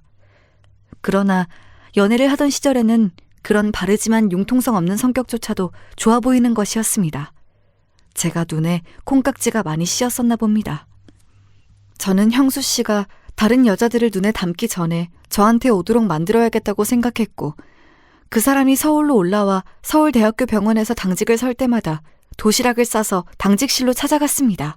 형수 씨는 그런 정성을 들인 저에게 홀딱 빠지게 되었고 드디어 저는 형수 씨의 부모님에게 인사를 드릴 기회를 잡게 되었습니다. 형수 씨의 아버님은 저를 마음에 들어 하셨지만 어머니는 저를 그다지 마음에 차지 않는 눈으로 아래 위로 쳐다보시더니 이렇게 말씀하시는 게 아니겠습니까? 우리 형수가 좀 고생할 것 같은데. 아가씨, 새우 알러지 있다면서요? 그럼 형수가 새우도 못 먹고 살 거 아니에요. 우리 아들 해산물 좋아하는데 결혼해서 새우 안 먹고 살 자신이 있니? 형수 너 말이야. 부부가 되려면 입맛 문제도 고려해야지. 그거 무시하면 안 된다. 얼마나 큰 영향을 주는데. 나만 해도 네 아버지가 우엉이랑 연근 싫어하셔서 그런 반찬 집에서 잘 안 해먹잖니. 뭐 새우만 안 먹으면 되잖아요. 그리고 집에서만 안 먹으면 됐지 뭐. 나가서 밥 먹을 땐 괜찮잖아. 어차피 집에서 얼마나 그렇게 새우 요리 해먹는다고 그래요. 엄마, 그건 별로 핑계가 될 수 없을 것 같은데요? 아이고, 벌써 네 여자친구라고 편들고 그러니? 벌써부터 아내 될 사람이라고 꽉 잡혀서 살려고 그러냐? 아내 바보라는 것 내가 말만 들어봤지 우리 아들이 그런 사람인 줄은 몰랐네. 정신 차려, 아들. 어머니, 새우를 제가 먹는 것만 안 되지 요리해줄 순 있어요. 그러니 그런 걱정은 안 하셔도 될 것 같아요. 내가 듣기 싫은 소리를 한 건가? 미안해요, 아가씨. 그런데 아직 어머니라고 부르는 건 너무 이른 거 아닌가? 그런 말을 들었을 때 시어머니가 저한테 별로 호의적이지 않다는 걸 처음 느꼈습니다. 하지만 제 눈에는 형수 씨밖에 안 보였기 때문에 저는 형수 씨와 결혼을 밀어붙였습니다. 제 부모님은 다행히 형수 씨를 굉장히 마음에 들어 하셨습니다. 예비 사위의 직업이 의사인 것도 있었지만 바른 생활을 할 것 같은 성격과 믿음직스러운 면이 제 부모님의 마음을 사로잡은 것 같습니다. 저는 끝내 형수 씨와 결혼을 하게 되었고 시댁과 같은 아파트 단지에서 신혼살림을 시작했습니다. 사실 제가 아직 취준생의 입장에서 결혼부터 한 것이기 때문에 시어머니가 저를 더 싫어하셨을 거라고 생각합니다. 아들이 의사면 의사 며느리를 보거나 하다못해 간호사라도 데리고 올 줄 알았다고 시어머니가 나중에 솔직하게 말씀을 하시더라고요. 그 말을 듣고 정말 어처구니가 없었습니다. 저는 결혼을 하고 나서 운 좋게 취직이 되어 작은 회계사 사무실에서 첫 직장 생활을 하게 되었습니다. 남편은 레지던트 생활을 계속해야 해서 서울대학교 병원에서 집보다 더 많이 잠을 잤습니다. 저는 신혼생활의 거의 반절을 집에서 혼자 독수공방을 했었던 기억이 나네요. 그래도 저는 제가 사랑한 남자와 결혼까지 했었기 때문에 혼자 지내는 것에 큰 불만은 없었습니다. 보고 싶으면 밤중에라도 병원 근처로 가서 남편과 데이트를 즐기고 집으로 돌아오기도 했으니까요. 게다가 세금 신고 기간에는 저도 집에서 잠만 자고 나올 정도로 바빴습니다. 그렇게 별탈 없이 지내다가 어느 날 저는 시어머니가 호출을 하셔서 시댁에 갔습니다. 저는 직장에서 월차를 내서 쉬는 날이었고 그때도 남편은 병원에서 당직을 서고 있었습니다. 어머니, 무슨 일이세요? 저한테 하실 말씀이라도 있으세요? 일부러 집으로 오라고 하시고 중요한 말씀이실까요? 아, 다른 게 아니고 너 데리고 한의원 가서 진맥 한번 받아보려고. 사실 결혼하기 전에 했었어야 하는데 우리 아들은 신체 건강한 거 내가 알지만 너는 새우 알러지 말고는 아는 게 없잖니? 그러니까 뭐 병이라도 있는 건가 알아둬야 할 것 같아서. 그리고 애기도 가져야 하니까 보약도 좀 챙겨 먹이려고 그래. 그러니까 아무 말 말고 따라 나서. 어머니, 저 그 알러지 말고는 다른 거 없어요. 새우 말고 견과류 종류도 좀 그렇고요. 그 두세 가지 말고는 저 정말 아무런 병도 없어요. 그리고 결혼한 지 1년 좀 됐는데 무슨 벌써 아기 이야기를 하세요. 아직 제 나이도 어리고 저는 그렇게 빨리 아기 갖고 싶은 생각 없어요. 저 그냥 집에 가면 안 될까요? 얘 좀 봐. 누가 시어머니 말을 그렇게 무시하니?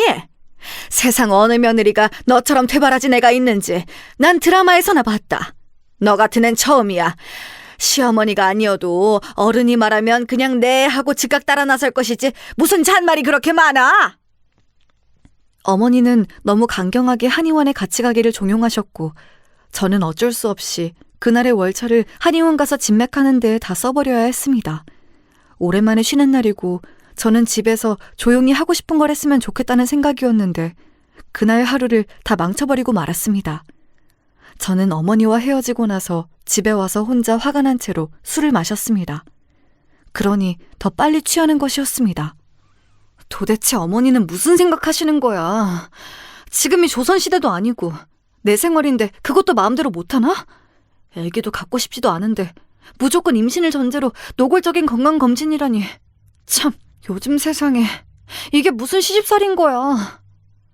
저는 술에 취한 채로 이렇게 투덜거렸습니다.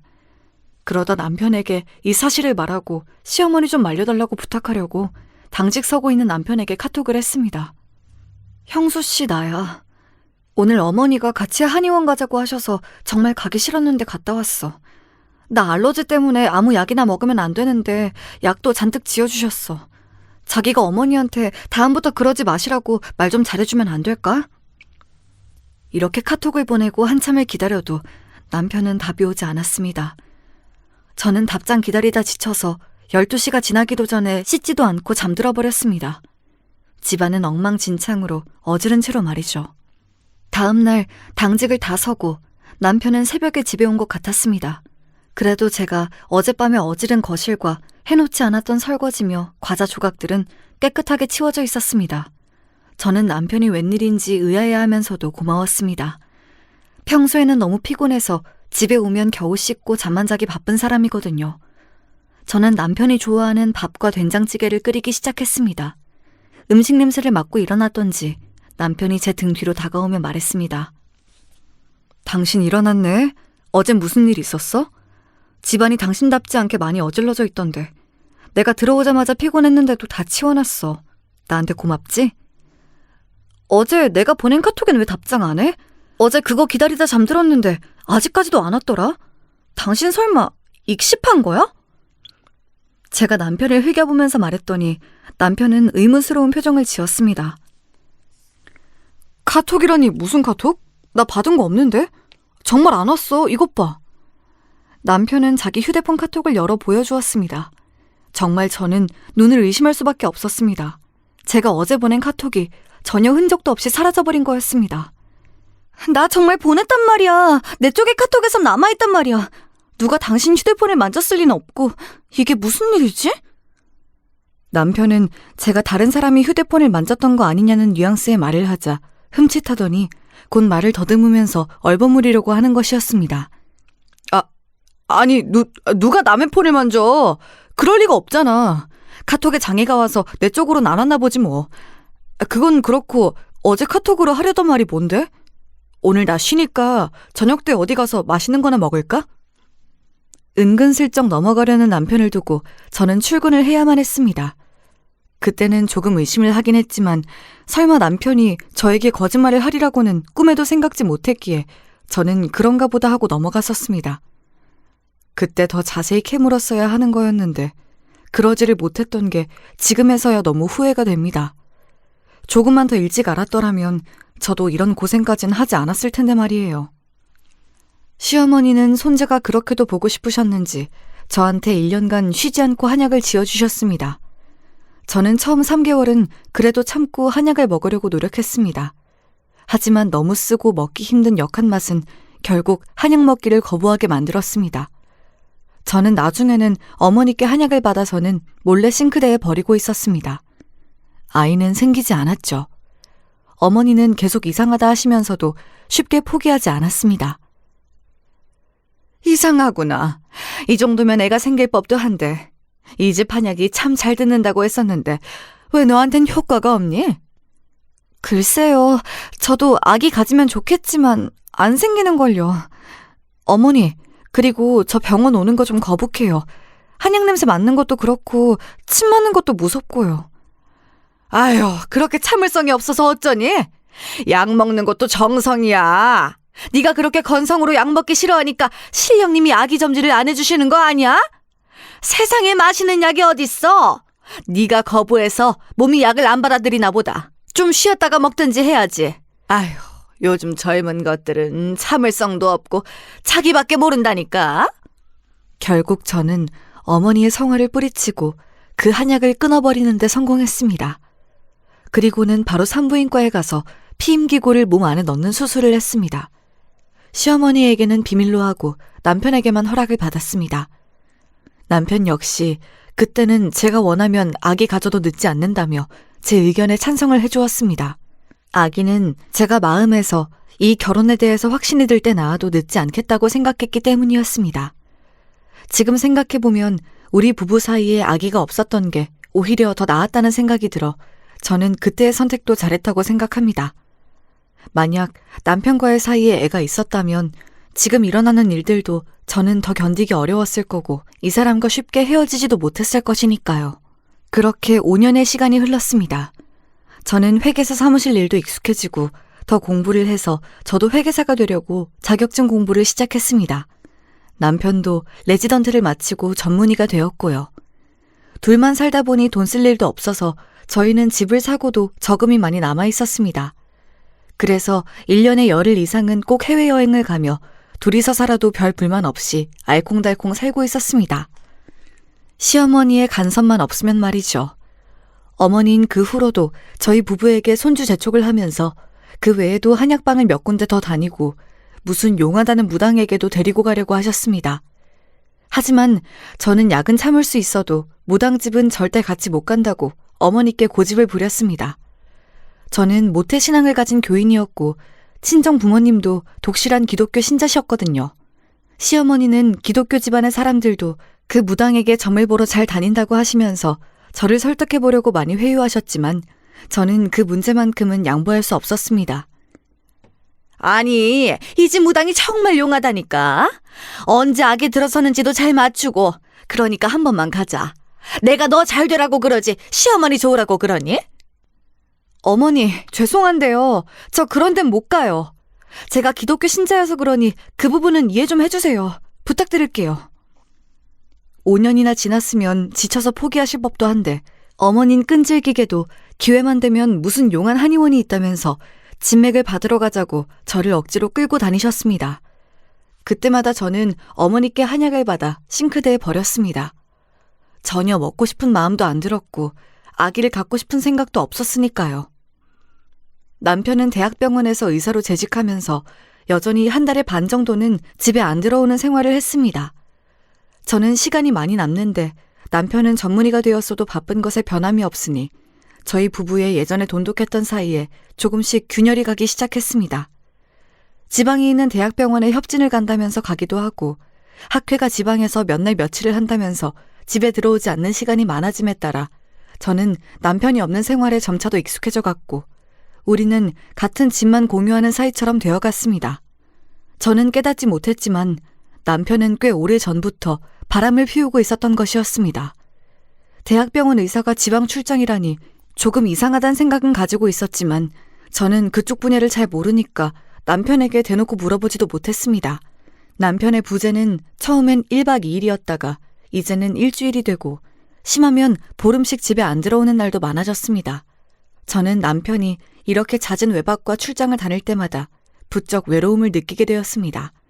다른 건 다 참을만 했지만 집안에서의 남편의 부재는 저를 지치게 만들었습니다.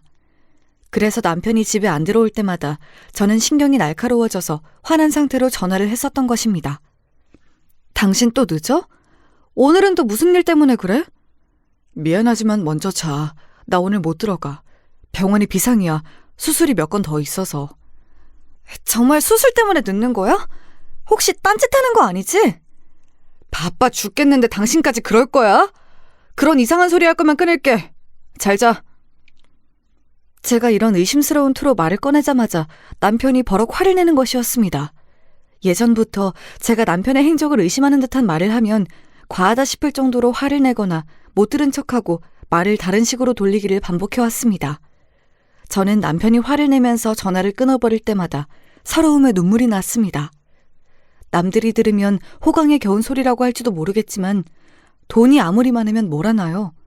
가정을 지키는 든든한 남편이 없는 저는 왜인지 과부 같은 느낌이 들었습니다. 그러던 어느 날 시어머니가 갑자기 저희 집으로 오시겠다고 전화를 하셨습니다. 저는 어머니가 오시는 것만큼은 싫었지만 아무렇지 않은 척 전화를 받았습니다. 예, 새아가. 어머니가 김치 맛있게 담갔는데 너무 잘 되어서 너희한테 좀 갖다 주려고 그래. 오늘 저녁에 집에 있을 거지? 어머니, 일부러 안 오셔도 되는데 제가 가지러 가도 되잖아요. 그리고 저번에 주신 것도 있어요. 굳이 오늘 안 오셔도 될 것 같아요. 너는 시어머니가 집에 오는 게 싫었니? 매번 좋게 전화를 받는 적이 없어. 내 아들은 새로 담은 김치 잘 먹으니까 갖다 줘야겠으니 오늘 퇴근하면 집에 바로 와. 알겠니? 꼭 시어머니가 화내는 걸 봐야 속이 시원하니? 죄송해요. 오늘 또 그 사람 안 들어온다고 해서 제가 좀 예민했어요. 네 남편이 의사라 바빠서 못 들어오는 걸 어떡하니? 병원 일이라는 게 그래. 밤낮도 없고 언제든지 무슨 일 생기면 못 들어오는 거야. 그러니 네가 그건 이해를 해라. 네, 알겠습니다. 전화 끊겠습니다. 시어머니의 전화를 끊고 저는 우울해졌습니다. 어머니만 생각하면 가슴 한쪽이 답답해져 왔습니다. 전생에 무슨 악연인지 항상 어머니는 저를 괴롭히는 것을 즐기시는 것 같았습니다. 잊을만 하면 결혼한 지 7년이 지난 아직도 손주 타령하시면서 애 못 낳는 저한테 책임이 있다고 말씀하시고 저 때문에 남편이 집에 자주 안 들어오는 것처럼 말씀하셨습니다. 그런 말을 계속 듣다 보면 저도 혹시 나 때문인가 하는 생각이 들게 되잖아요. 그래서 저는 어머니와 대화하는 게 싫었던 것 같아요. 어머니는 그렇게 저를 조금씩 가스라이팅하고 계셨던 것 같습니다. 저녁에 집에 오신 시어머니는 저에게 밥을 먹고 가겠다고 말씀을 하셨습니다. 저는 체할까봐 어머니와 같이 무엇도 먹고 싶지 않았지만 부랴부랴 있는 반찬으로 저녁을 차렸습니다. 시어머니가 가져오신 새로 담은 김치도 문제의 그 저녁상에 올라갔습니다. 예, 밥 먹자. 얼른 이 김치 좀 먹어봐. 어머니가 맛있게 했으니까. 네네, 드세요 어머니. 제가 알아서 먹을게요. 아니, 이거 얼른 네가 먹어야 되는데. 그래야 네 입맛에도 맞는지 어떤지 알지. 알았어요, 먹어볼게요. 그러니까 어머니 먼저 얼른 드세요. 어머니의 강권에 못 이겨 저는 김치를 입에 넣었습니다. 그런데 김치를 먹자마자 입안이 부어오르고 온몸이 간질거리는 것이었습니다. 저는 깜짝 놀라서 어머니께 간청을 했습니다. 어머니, 이 김치에 뭐 들어갔어요? 혹시 새우젓 넣으셨어요? 저 새우 알러지 있어요. 어서 응급차 좀 불러주세요. 이상하네. 새우젓 안 넣었는데. 혹시 너 어머니한테 거짓말하는 거 아니니? 어머니는 뻔뻔하게도 식탁에서 떨고 있는 저를 가만히 내려다보면서 거짓말을 하시는 것이었습니다. 음식에 조금만 들어있어도 새우 알러지는 금방 몸에 나타나고 목숨을 잃을 위험까지 있어서 저한테는 새우는 절대 먹으면 안 되는 음식이었기에 어머니가 아무런 조치를 취하지 않자 마지막 힘을 다해서 휴대폰 긴급전화 기능으로 119를 불러놓고 나서 저는 정신을 잃었습니다. 저는 병원 응급실에서 정신을 가까스로 차렸습니다. 깨어나 보니 저의 친정 엄마가 제 손을 꼭 잡고 기도를 하고 계셨습니다. 제가 눈을 뜨자 어머니는 울먹이면서 저한테 물었습니다. 진이야, 어찌된 일이니? 네가 새우를 먹다니 이게 무슨 일이니? 너 시어머니에게 미움받고 살았던 거니? 네 시어머니가 가져온 김치에 글쎄 새우가루 성분이 검출되었단다. 아무리 그래도 그렇지 새우 먹으면 죽을 수도 있는 너한테 이런 짓을 하다니. 그 여자 살인미수로 고발해버려야 하는 거 아니니? 내 이 나쁜 년에게 콩밥을 꼭 먹이고 말 거야. 친정엄마는 눈물을 흘리면서 자초지종을 말씀해 주셨습니다. 시어머니가 가지고 온 김치에는 새우가루가 들어있었고 그걸 숨기기 위해서 간을 세게 해서 제가 맛을 모르도록 했던 거였습니다. 사정을 알게 되자 저는 온몸에 소름이 쭉 끼쳤습니다. 시어머니가 아무리 제가 미웠다 하더라도 이런 식으로 저를 죽이려고 할 줄은 상상도 못했었거든요. 그런데 도대체 무슨 이유로 시어머니는 저에게 새우가루를 먹이려고 했을까요? 아무리 생각해도 이유를 알 수가 없었습니다. 아버지도 제가 깨어났다는 소식을 듣고 제 병실로 찾아오셨습니다. 그런데 제가 이런 일을 당하고 있을 때에도 남편이란 사람은 나타나지도 않았습니다. 결혼 전에는 그가 목숨을 구해주어서 믿음직한 그의 모습에 반했었는데 결혼한 지 8년이 되자 이 사람은 내가 무슨 일을 당하든 관심도 없구나 하고 생각이 들자 저는 병상에 누워 서러움의 눈물을 흘렸습니다. 저의 부모님은 제가 눈물을 흘리자 어쩔 줄을 몰라 저를 위로하시기 시작했습니다. 진이야, 너 친정에 와서 몸과 마음을 좀 쉬다가 들어가는 게 어떻겠냐?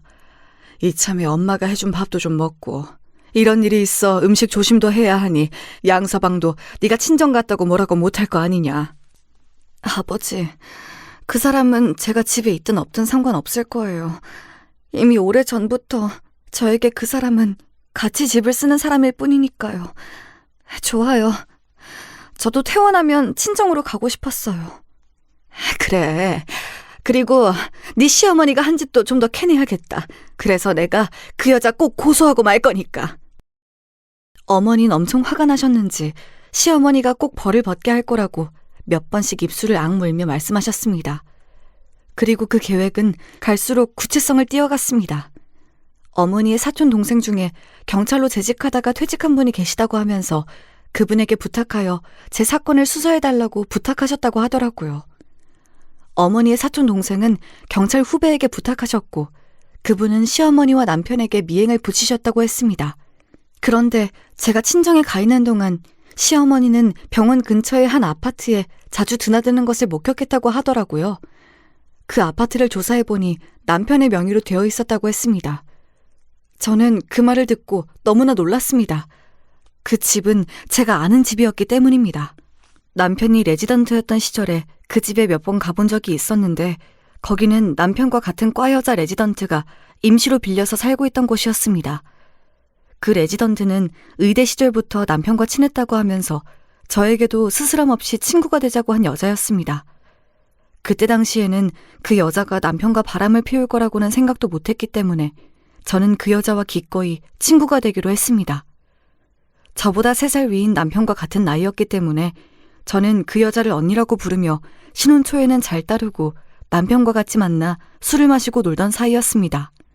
그러다가 남편과 그 여자가 바빠져서 저와는 자연스럽게 사이가 멀어지게 되었고 두 사람이 나누는 의학 용어들이 가득한 대화에 저는 전혀 끼지 못했었기 때문이기도 했습니다.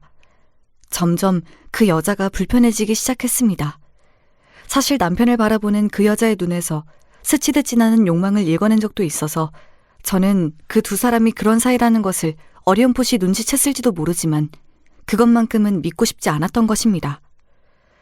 나중에 알게 된 이야기지만 예전에 제가 보냈던 카톡 역시 그 여자가 남편 몰래 남편의 핸드폰을 보고 지워버렸다고 하더라고요. 그렇게 미행을 붙인 경찰들이 가져다준 결과들은 남편과 이혼 소송을 내기에 충분한 사건이었습니다. 그리고 그 여자에게도 상간녀 위자료 소송을 걸었습니다. 확실히 그 여자와 남편의 불륜 관계가 오래되었고 그 사실을 알게 된 것이 최근이라면 남편의 상간녀에게도 위자료를 받을 수 있다고 이혼 전문 변호사가 말했기 때문이었습니다. 그 사실을 다 알고 난 뒤 저는 남편과 시댁에 완전히 정나미가 떨어졌습니다.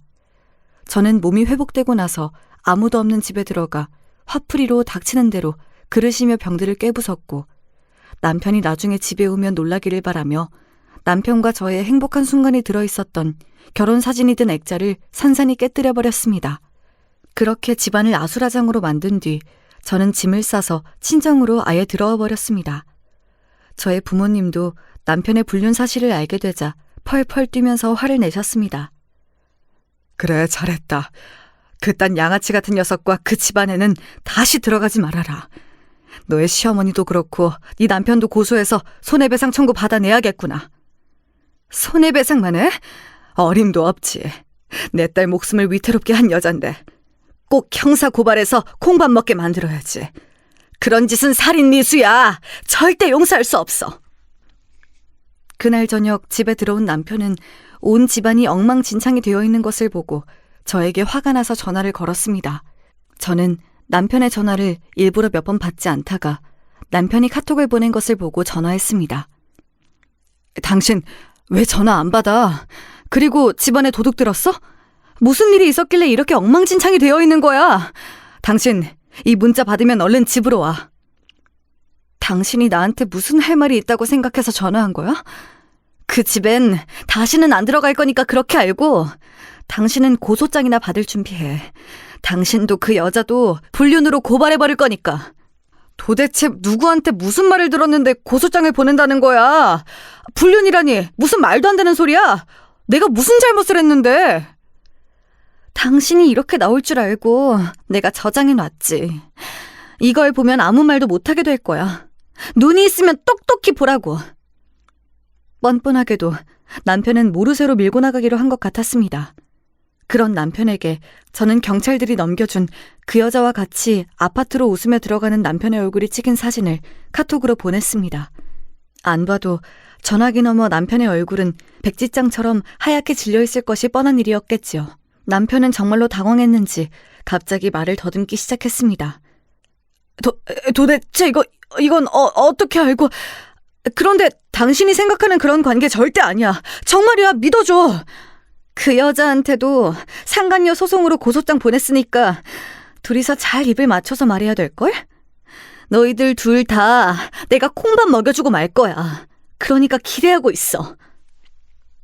저는 말도 안 되는 변명을 늘어놓으려는 남편에게 그럴 틈도 주지 않고 버럭 소리를 지르고 나서 뚝 전화를 끊어버렸습니다. 그렇게 내 솔직한 감정을 발산하고 나니 어쩐지 속이 후련해지는 것이었습니다. 내친 김에 저는 시어머니에게도 전화해서 할 말을 다 해야겠다고 생각했습니다. 시어머니는 웬일로 제 전화를 기다렸다는 듯 금방 받으셨습니다. 여보세요? 너 몸은 괜찮니? 어머니가 네가 새우 알러지 있는 걸 깜빡하고 새우가루를 좀 섞었는데 그것 때문에 네가 그렇게 될 줄 몰랐어. 정말이야. 시어머니는 제 전화를 받자마자 몰랐다면서 슬쩍 비겁하게 넘어가시려고 하시는 것이 아니겠습니까? 더 이상 저를 걱정하는 척하는 시어머니의 가식적인 변명을 듣고 싶지가 않았습니다. 어머니가 김치에 새우가루를 넣어 저를 해코지하려 했던 이유가 남편이 상간녀와의 사이에 아들을 낳았다는 사실을 알고 저를 죽이고 그 두 사람을 결혼시키려고 했다는 사실을 알게 되었고 저는 시어머니가 너무나 무서워졌습니다. 제가 모르는 사이에 남편과 이런 사실들을 모의했었다는 생각이 들자 저도 가만히 있으면 안 되겠더라고요. 저는 크게 한숨을 들이쉰 후 어머니에게 하고 싶었던 말들을 폭포수처럼 쏟아냈습니다.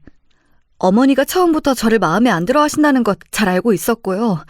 저도 어머니가 별로 마음에 안 들었어요. 그리고 저 어머니 고소할 거예요. 제 목숨을 위험하게 만든 것에 대해선 실수였든 의도가 있었든지 결과는 같으니까요. 그리고 저 남편이랑 이혼할 거예요.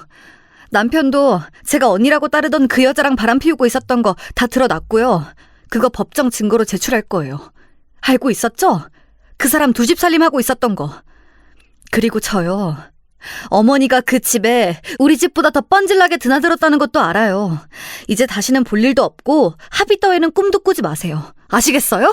시어머니는 개뿔, 이 지긋지긋한 할망구야! 뭐라고?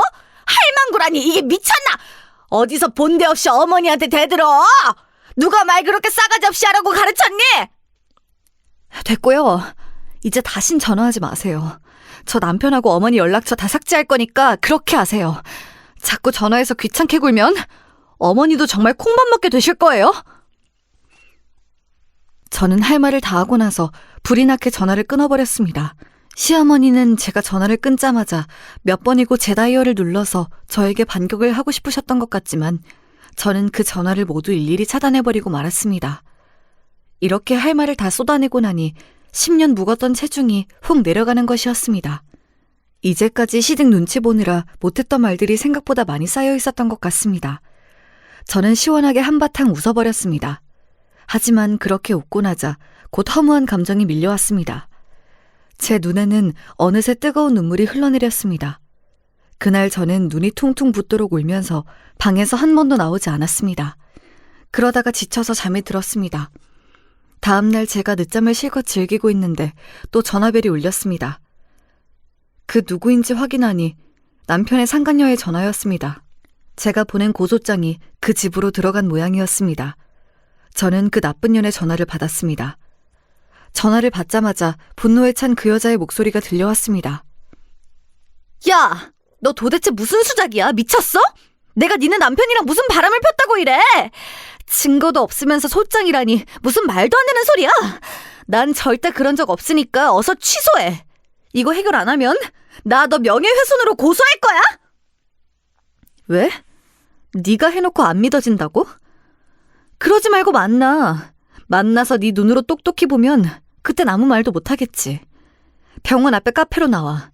네가 그렇게 말하는 증거를 지금 당장 보여줄 테니까. 저는 그 여자를 만나러 가려 하니 제 퉁퉁 부은 눈과 얼굴이 신경이 쓰였습니다. 그래서 최대한 독하게 보이는 화장을 하고 여우같이 눈꼬리를 아이라인으로 올렸습니다. 그렇게 마음의 무장을 한 후 저는 그 카페로 갔습니다. 제가 카페에 들어서자마자 흰 가운을 입은 그 여자가 눈썹을 치뜨며 다짜고짜 제 멱살을 잡고 대들었습니다. 이런 상황을 뭐라고 부르면 좋을까요? 방귀 낀 놈이 성을 낸다더니 그 말이 정말 딱 맞았습니다. 야! 이게 정말 언니 하면서 잘 따르길래 놔뒀더니 이 어처구니 없는 짓거리를 해? 너 이년아, 당장 고소 취하하지 못해? 누가 누구한테 성을 내는 거야? 내가 니년의 머리채를 휘어잡고 싶은 걸 참는 중이니까 말 그만해. 닥치고 이거나 봐. 저는 눈을 잔뜩 부라리고 저에게 달려드는 그 여자를 뿌리치고 인쇄된 사진들을 내밀었습니다. 남편과 그 여자가 같이 호텔에 들어가는 모습, 그리고 남편의 명의로 된 집에 같이 장바구니를 들고 가는 모습들이 선명하게 찍힌 사진들을 보자 그 여자는 놀라서 눈을 휘둥그레 떴습니다. 그 여자는 경악한 얼굴로 자기 죄가 드러나자 쉽게 말을 잇지 못했습니다. 그러면서도 저를 노려보는 그 눈에 힘은 안 풀리더라고요. 여러분, 이 여자 참으로 뻔뻔한 여자 아닌가요? 이런 여자를 한때마나 믿고 따랐다니 저는 그 사실만으로도 분해서 이가 갈리고 치가 떨렸습니다. 이걸 언제, 어떻게, 너 누구한테 부탁해서 불법 미행이라도 했어? 이 멍청한 게! 이런 사진들 따위가 법정에서 증거가 될 거라고 생각해? 어림도 없지! 이것들 전부 현직 경찰분들이 나한테 파일로 넘겨준 훌륭한 증거야. 이 바보 같은 년아. 이제 알겠니? 너도 내 남편도 이젠 끝이야. 둘 다 파멸의 길을 한번 걸어봐. 남의 눈에 눈물 내놓고 네 년놈들은 잘 살 수 있을 것 같아? 어림도 없지. 너희 둘 다 이제 죽었다고 생각해야 할걸? 저는 그 말을 끝으로 그 상간녀의 얼굴에 시원하게 얼음이 든 아이스 커피를 끼얹어 줬습니다. 그 여자는 커피가 어지간히 차가웠는지 소리를 빽빽 지르며 호들갑을 떨더군요. 야, 이 미친년아! 너 이리 와! 아, 분해! 여기 좀 봐요. 저 년이 저한테 커피 뿌렸어요. 누구든 경찰에 신고 좀 해주세요! 누가 누구를 신고한다고 지랄이야. 여러분, 저 여자 제 남편이랑 붙어먹은 환양년이에요. 꼭 신고해야겠다면 저 여자 좀 신고해주세요. 제가 그 여자에게 소리를 치자 카페에 있던 손님들은 일제히 그 여자의 사진을 찍거나 동영상을 찍어 각자 이 소식을 아는 사람들에게 퍼나르기 바빴습니다. 내일이 되면 각종 SNS에 불륜녀로 낙인이 찍히게 되겠지요. 서울대학교 병원에서도 쫓겨났으면 좋겠다는 바람이네요. 저는 카페를 나와 택시를 타고 곧장 집으로 갔습니다. 집에 오니 오늘 하루 동안 내내 참았던 눈물이 흘러내렸습니다. 저를 그렇게 긴 세월 동안 속이고 두 집 살림을 한 남편에게 괘씸한 마음이 들었고 그 사실을 왜 빨리 눈치채지 못했을까 제 자신의 한심함에 화가 났습니다. 이제는 그 집안에서 어떻게 나오든지 간에 제 이혼하겠다는 결심은 흔들림이 없었습니다. 저는 현재 남편과의 이혼 소송을 하고 있습니다. 그리고 그 얄미운 남편의 상간녀에게는 위자료 청구 소송을 했고요. 불륜의 기간이 길면 최대 1억까지 위자료를 청구할 수 있다고 제 이혼 변호사가 말하더라고요. 그 말을 듣고 저는 망설임 없이 최고 금액으로 해달라고 말했습니다. 저를 8년간 속이고 뻔뻔하게 그 두 사람은 부정의 증거까지 만들어 놓았던 모양이에요. 아직 호적에 올리지 않은 2살짜리 아들이 있다고 하더라고요. 그런 어이없는 사실까지 알게 되자 저는 남편에 대한 미련이 조금도 남지 않게 되었습니다. 생각해보세요. 어느 정신나간 여자가 불륜까지 해서 애를 낳은 남자를 용서하고 다시 살림을 살 수가 있겠습니까? 또한 그와 별개로 제 친정어머니는 시어머니를 형사고발했습니다. 새우 알러지가 있는 사람에게 몰래 새우를 먹였다는 죄목으로 시어머니는 벌금 1,000만 원을 선고받았습니다. 제 시어머니가 그런 솜방망이 같은 법원 판결에 만족하실 리가 없었지만 저는 더 이상 그 집안 사람들과 엮이지 말자고 친정엄마를 설득해 그 정도로 끝내자고 했습니다. 남편은 저와의 이혼 소송이 걸리자 병원 내에 소문이 나서 더 이상 서울대병원에서 일을 할 수 없게 되어 자진해서 사직서를 냈다고 합니다. 그리고 그 여자와는 결혼은 안 하고 사실혼 관계로 둘이 살고 있고요. 시아버지 역시 병원장에서 은퇴를 하시고 개인 병원을 차렸다고 하시더군요. 명망 있는 교수 자리는 이제 물 건너갔고 불륜 행각으로 불명예 퇴직을 하게 된 남편의 상간녀 역시 서울 외곽의 다른 병원으로 자리를 옮겼다고 하더라고요. 불륜 커플의 최후에 알맞은 결말이지요. 다른 사람은 몰라도 남편의 상간녀만은 제가 원하는 대로 망하게 되어서 제 속이 다 시원하더라고요. 시어머니와 남편과의 소송이 한창 진행되고 있던 어느 날 저의 친정집으로 갑자기 시아버지가 불쑥 찾아오셨습니다. 아버님은 이 모든 사실을 전혀 모르고 계셨기 때문에 저는 아버님께는 아무 악감정이 없다고 말씀드렸습니다. 그러나 시아버지는 제 손을 잡고 미안한 마음을 내비치셨습니다. 평소에 그렇게 위험 있던 모습을 보이던 시아버지는 이제 제게 작고 초라한 노인의 모습으로밖에는 보이지 않았습니다. 인간적으로는 참 불쌍한 모습이었습니다. 아가, 그동안 미안했다. 내가 네 시어머니 속셈도 네 남편의 못된 행실도 전혀 모르고 있었구나. 내가 제일 잘못했다. 내 집안일인데 내가 너무 무심했었던 것 같구나. 우리 집안과 네가 인연이 아니어서 아쉽지만 용서해달란 말은 안 하겠다. 제발 빨리 잊어버리고 새 출발했으면 한다. 이 못난 시아버지를 용서하거라. 아버님은 아무 잘못 없으시잖아요. 그만 가세요. 이젠 다시 안 만났으면 좋겠습니다. 아니다. 네 친정 엄마께도 용서를 빌어야지. 어머니는 어디 계시니? 내가 사과드리러 왔다고 말씀 좀 드려주렴. 시아버지는 저희 엄마가 안방을 나와 거실에 들어서자 갑자기 무릎을 꿇으시는 것이 아니겠습니까? 저는 깜짝 놀라 아버님의 팔을 잡았지만 아버님은 저를 뿌리치고 제 어머니에게 고개를 숙여 사과하셨습니다. 저희 집안 사람들이 대개 따님에게 폐를 많이 끼쳤습니다. 차마 용서는 안 되시겠지만 저를 봐서라도 빨리 잊으시고 새아기는 빨리 새 사람을 만나길 바랍니다. 정말 죄송합니다. 모든 게 명백히 사돈의 잘못은 아니지만 사부인이나 아드님에게 관심이라도 좀 가져주셨으면 이런 일도 없었을 텐데요. 안타깝습니다. 사과는 받겠습니다. 다신 오지 마세요. 아버님은 고개를 숙인 채 한참을 말을 잇지 못하셨습니다. 그러다가 눈물을 닦고 일어나서 조용히 우리 집을 나가셨습니다. 저 양반에겐 안 된 일이지만 네 시어머니는 절대 용서할 수가 없어. 나는 네 시어머니한테 꼭 벌금 받아낼 거야. 그러니 너도 마음 약하게 먹지 마. 알겠니? 그래요. 저도 시어머니한텐 용서하고 싶은 마음이 안 들어요. 이혼 소송이 다 마무리되고 나면 저는 유럽으로 한 달간 길게 여행을 다녀오려고 합니다. 시댁의 눈치도 안 보고 어머니의 지긋지긋한 손주 타령에서도 벗어난 지금 저는 너무너무 홀가분하고 행복합니다.